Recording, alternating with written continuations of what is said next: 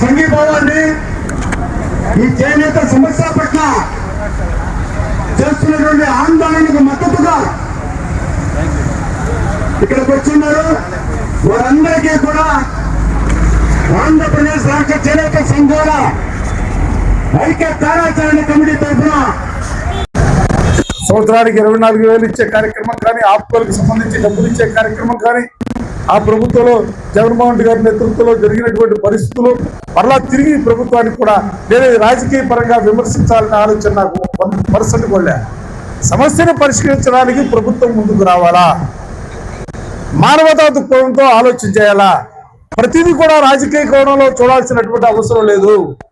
చేనేత రంగాన్ని మనం కాపాడుకోవాలా, ఇది మన సంస్కృతి. చేనేత రంగం అంటే మన సంస్కృతి, మన సాంప్రదాయాలు. ఇవాళ మిషన్లు వచ్చినాయి.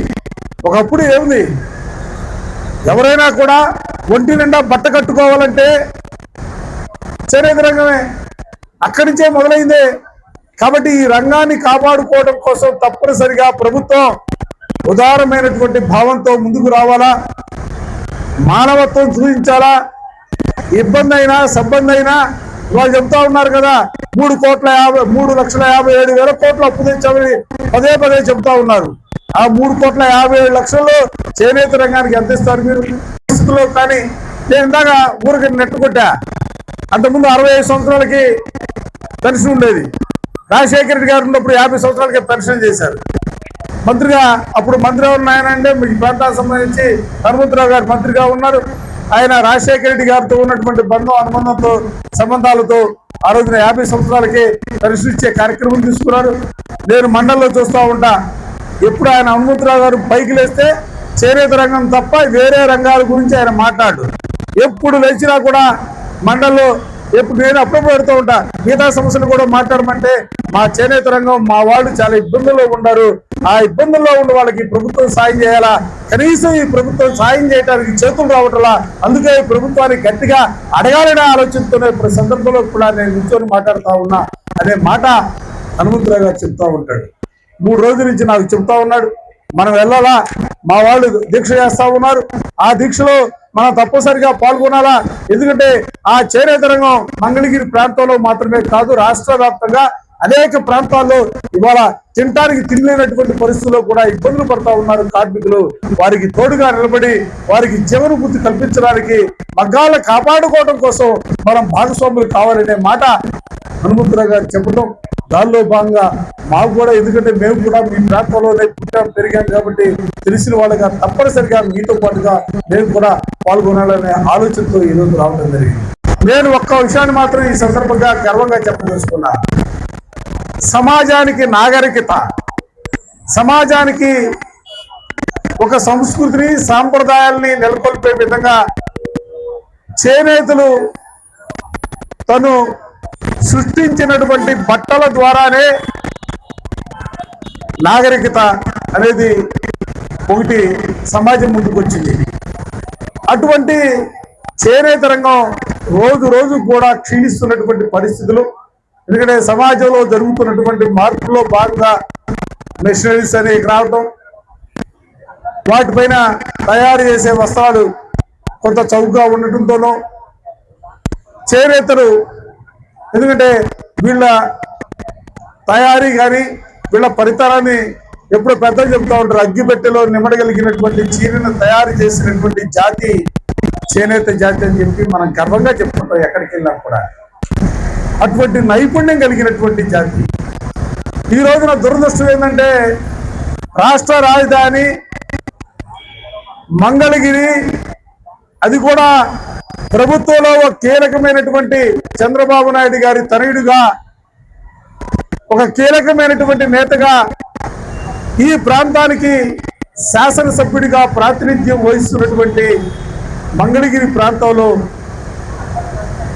చేనేత విగ్రహం దగ్గర 48 గంటల పాటు వాతావరణం కూడా అనుకూలమైనటువంటి పరిస్థితి. ఎండలు విపరీతంగా ఉన్నాయి. నేను వస్తే మనం అడిగా, నేను మంచిలు కూడా తాగట్లేదు అన్నాడు. నేను చెప్పా మంచిలన్నా తాగ, తిరుపతి కానీ పరిస్థితులు బాగలేవు, మంచిలన్నా తాగమని చెప్పా.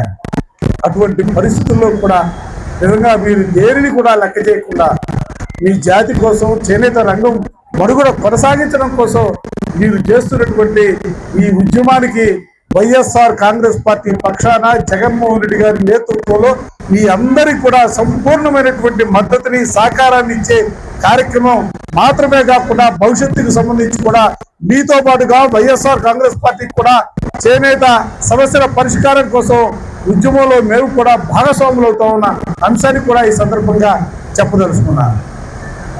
పెద్దల హనుమంతరావు గారు, ఎక్కడ కూడా లేదు.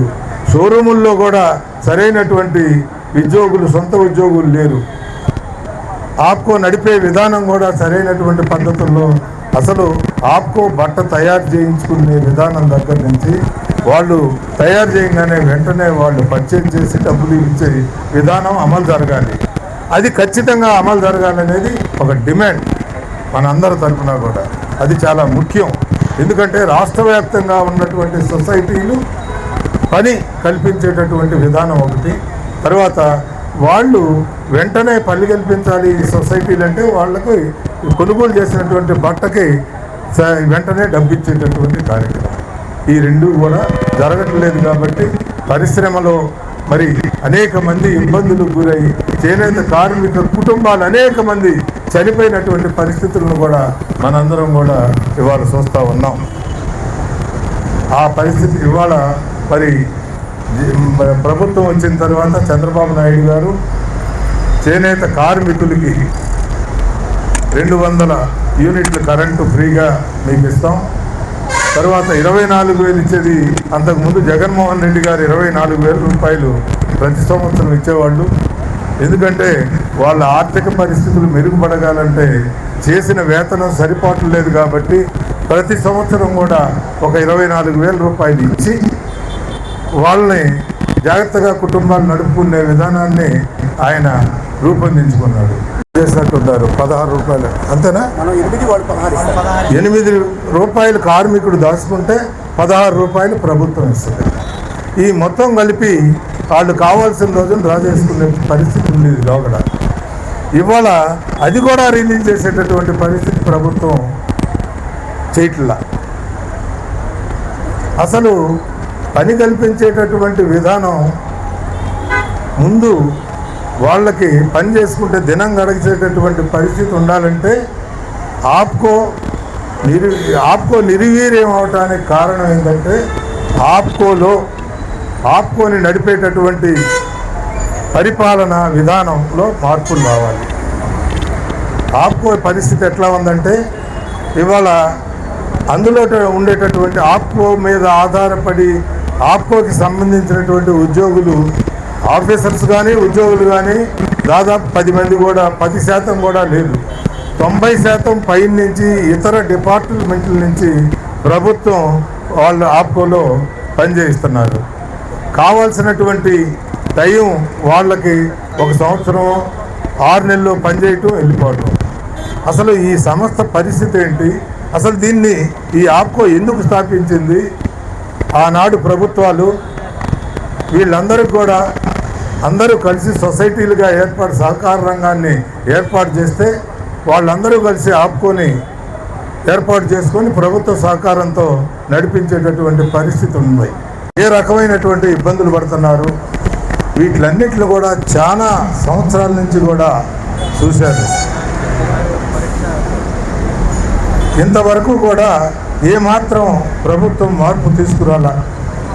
పరిశ్రమకి కావాల్సినటువంటి రంగులు, రసాయనాలు, జరీ, సిల్కు వీటిలన్నిటి మీద సబ్సిడీలు ఇవ్వాల్సినటువంటిది ఏ ఒక్కటి కూడా అమలు చేయట్లా.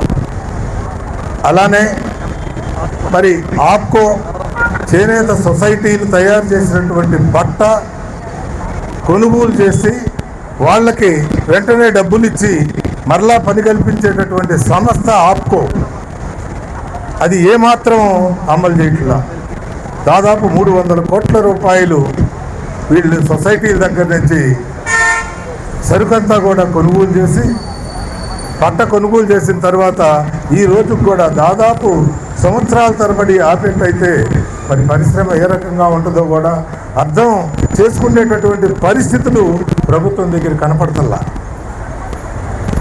ఇది ఎంత అన్యాయం ఒకసారి మరి ప్రజలు, సమాజం కూడా ఆలోచించాలి. ప్రభుత్వం ఇట్లా ఆపినందువల్ల ఇది చేతి వృత్తి.